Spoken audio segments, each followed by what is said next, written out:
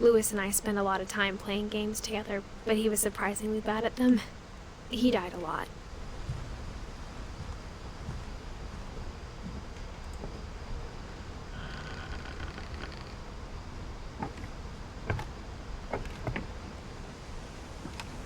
On the way back from Lewis's funeral, my mom told me to start packing.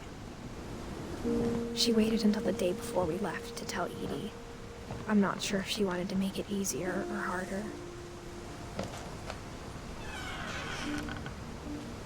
I wish we'd stayed. But I understand why we left.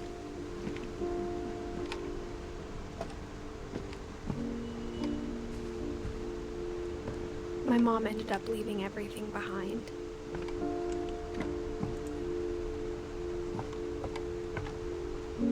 What happened that night had been coming for a long time. Maybe it should have come sooner.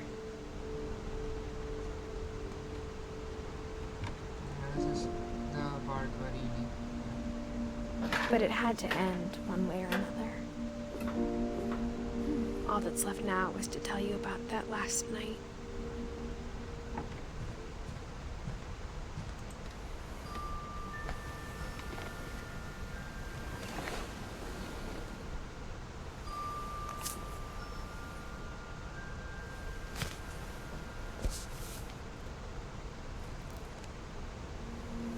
That whole last day, Edie just watched us pack and didn't say a word.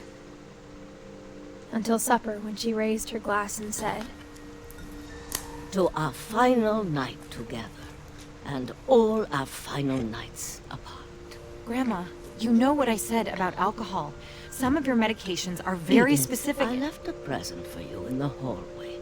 Why don't you go open it? The grown-ups have to argue now. I'm sorry, you're right. We're all leaving tomorrow. Let's just enjoy our last... I'm not leaving. Edith, you're excused.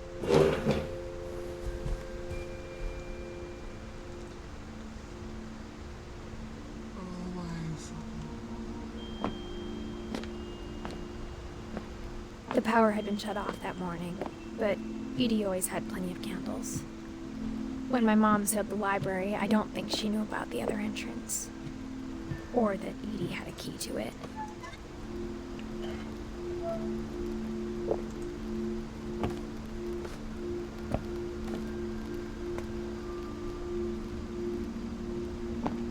That thing you're afraid of isn't going to end when you leave the house.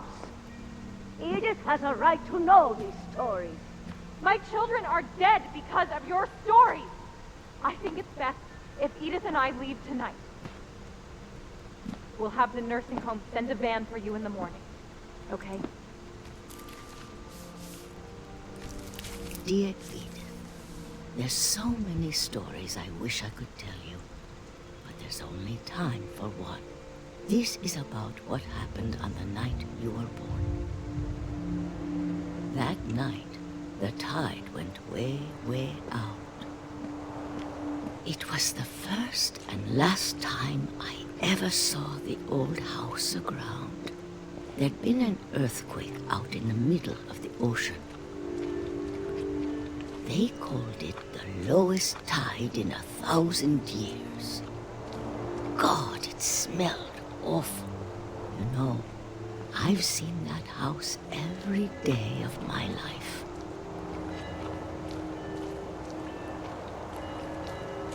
But I never thought I'd go back to it. When the fog rolled in, I lost my way.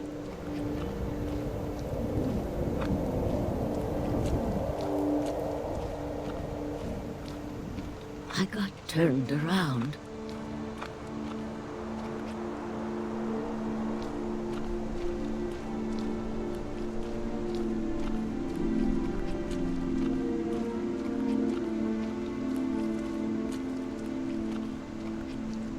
I started seeing things.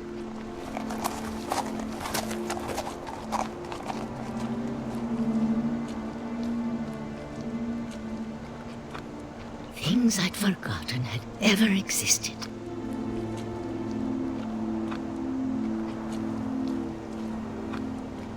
But when I saw them, of things came back to me. Or maybe I came back to them.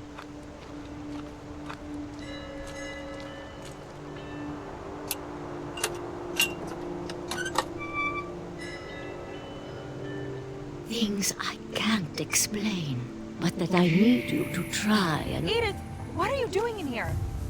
It's mine. Edith! Mom, you're gonna rip it! Let go!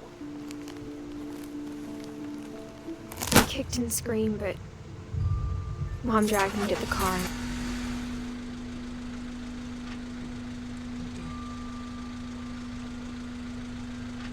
I never saw Great-Grandma Edie again. The next morning, the band came to pick her up, but she was already gone. After that, we moved around a lot.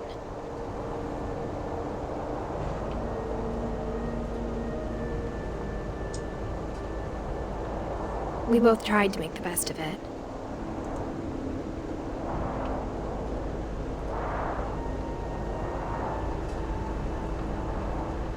A few years went by.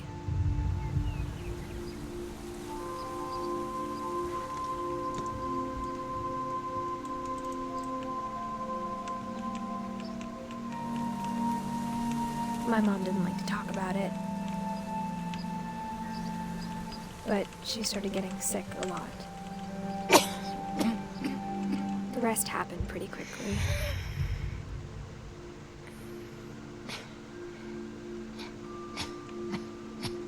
She got better for a while, and then she didn't.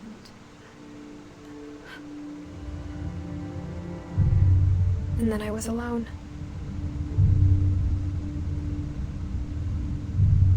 The last Finch left alive.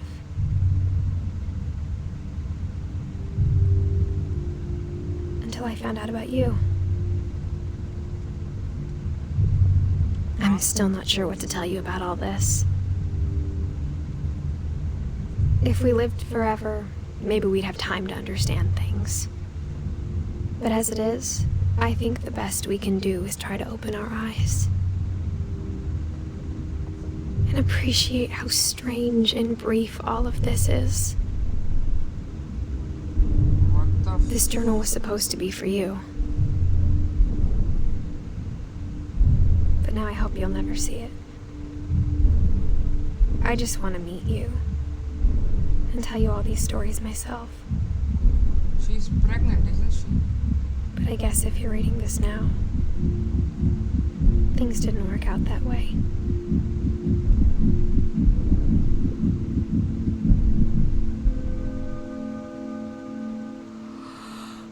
This is where your story begins. I'm sorry I won't be there to see it. It's a lot to ask, but I don't want you to be sad that I'm gone. I want you to be amazed that any of us ever had a chance to be here at all. Good luck.